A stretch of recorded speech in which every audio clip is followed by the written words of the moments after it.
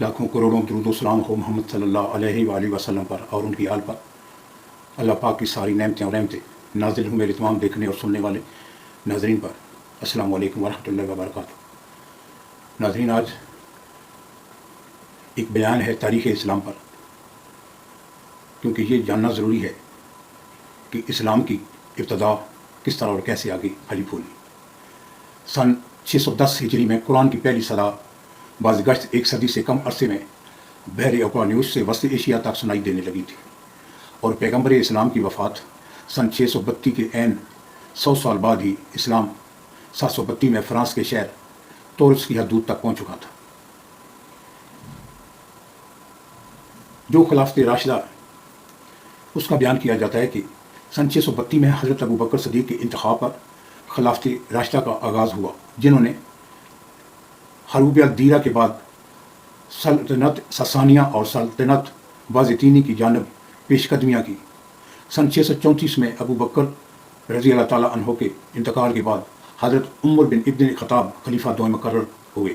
حضرت عمر نے ساسانیوں سے عراق، بین النہرین، ایران کے علاقے اور رومیوں سے مصر، فلسطین، سوریہ اور آرمینیا کے علاقے لے کر اسلامی خلافت میں داخل کیے، اور عملی طور پر دونوں بڑی سلطنتوں کا خاتمہ ہوا۔ سن 638 ہجری میں مسلمان بیت المقدس میں داخل ہو چکے تھے۔ سن 644 میں حضرت عمر کی شہادت کے بعد حضرت عثمان خلیفہ سوم منتخب ہوئے، اور 652 تک اسلامی خلافت مغرب کی حدوں کو جزیرۃ الاندلس میں پہنچ گئی۔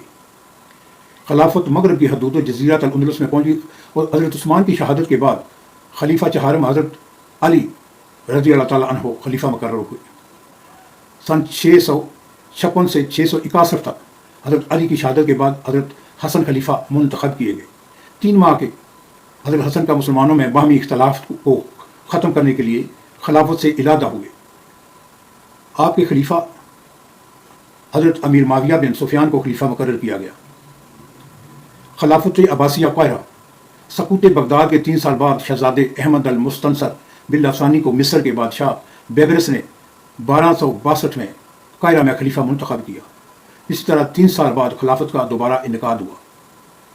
اسرائیل کا قیام 1948 میں فلسطین پر زبردستی یہودی ریاست اسرائیل قائم کی گئی، اور مسلمانوں کو وہاں سے نکلنے پر مجبور کیا گیا۔ بیت المقدس پر بھی اسرائیلی قابض ہو گئے۔ اس کے بعد داعش کا ذکر کیا جاتا ہے۔